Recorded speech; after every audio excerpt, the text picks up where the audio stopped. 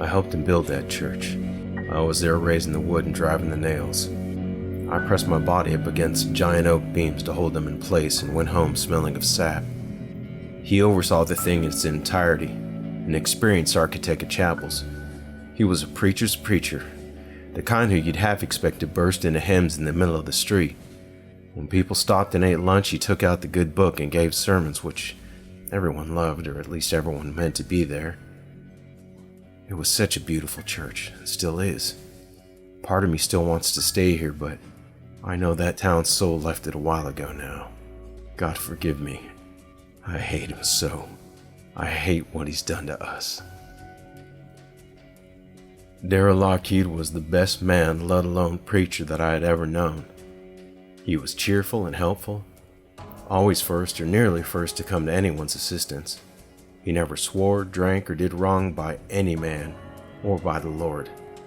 I was proud to be among his congregation. Some of this changed. This past April, a chill went through Dogwood. The winter had returned unbidden. Game was difficult to find, and so the town was acquiring a dire need for food. A wagon rolled in and set up tent at the edge of town, selling jerky and the like. Lockheed saw fit to come out of his lodging that he seldom left of late other than to do his duties at the church.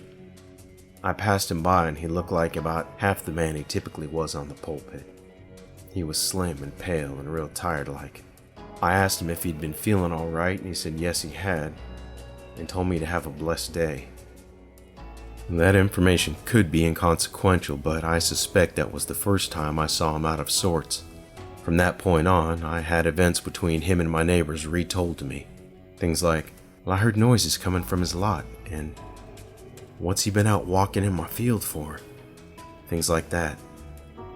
Landau told me he went out to his apple orchard one night with a rifle, expecting hooligans, and he found Preacher Lockheed out there with a ladder. He wasn't stealing apples, but he was picking them one by one and tossing them onto the ground, saying that none of them would do. He left prompted with only a polite suggestion to. I can't be sure of the seriousness of these tales, nor can I surmise their relevance. All I know is that people'd say they'd seen him acting in a way that was atypical. On the second Sunday in May, after service, he did not leave the church and returned to his lot. Being a nosy bunch, we took note of this as well. The following service I myself inquired of him on this, to which he said something quite odd to me. "You recall that fine jerky tent last month?" he asked me. I got myself a can of peaches. As he said this, his smile, which he was known for in town, quivered a bit. I did not press him further. The situation felt a bit too queer, and a few flies were bothering me going from my eyes and nose. I asked the doc if he could go talk to Lockheed, see what affliction might have affected his mind so. The doc said he'd already seen him and had given him advice, but that the preacher had elected to continue about himself without change. His sermons became strange. One Sunday in particular caused the majority of the town to turn their backs on that church. He had affixed a noose to hang down from the rafters. He gave the whole sermon without mentioning it to us once. From then on, most people who attended were youths who got enjoyment from watching him struggle so up there, with myself being among the exception who used the time to pray for him. "God wants your peaches," Lockheed said on one of those Sundays. It would have made sense in context of his rant if he had misspoken and meant to say prayers. What's more, it appeared that flies were now a regular part of the congregation. Must have been a good 100 or so among us at any given time. I got damn curious as to what he'd been electing to do all those nights away in the church. I peered in through the window the night after a sermon and saw his robes laying across the podium. He was nowhere to be seen. Then, I saw him come from out behind the podium, as though he had been under the floor, and replace a few boards to cover up his exit. Seeing that didn't sit right with me, so I went home. I usually ain't the type to spy, so I felt guilty, but also the circumstances that I witnessed left me ill at ease. The next morning I decided to confront him about it, but I walked into that church and saw him hanging from the noose he'd put up so many Sundays ago. On the back of the podium, written right on the wood with smeared black ink, Lockheed had put what I remember to be from John in the New Testament. Every branch in me that beareth not fruit he taketh away, and every branch that beareth fruit he purgeth it, that it may bring forth more fruit. The preacher's hands were black as night. It was terrible to behold. I mean that fully. However, it wasn't as shocking as it might have been if he hadn't been behaving so strangely. I knew that there was a wager going on amongst some in the town as to how long it would take before he used that noose. I took our preacher down from there by great effort, and laid his body on a pew before approaching the base of the podium. I had not forgotten the secret area beneath it I had witnessed just last night. I lifted the boards from the floor, revealing a hole that went down about 2.5 feet and then sideways toward the back of the church for a distance that I could not see. It was just enough space for a person to crawl through. It must sound like I'm going on like a woman about the flies, but I tell you they were incessant, especially when it came to this passageway. I put my head down into the hole to try to see the end of it, but it petered off into darkness. As I had my head bent down, I heard something breathing heavily in there. I picked up the boards and was about to put them back in place when someone said from inside the hole, "Hello." It was a weak, hoarse burble, "Hello?" But high in pitch enough to be a woman or a child. I called into the hole, asking if someone was down there. At this point I knew that there was indeed someone in there, but my asking this had the purpose of shaking my own disbelief. The voice said, "Hello," again. You should understand my reluctance to go in, and realize some good logical reasons to not do it either, but I could not allow a helpless child or lady to be trapped another minute in such a terrible place. Furthermore, the childlike tone of the speaker implied several unsavory scenarios to my mind involving the late preacher that I did not wish to dwell on, nor for anyone else to either. I told whoever was down there to hold on, and that I was coming to get them. I shimmied into the crawl space and headed into the darkness toward the voice.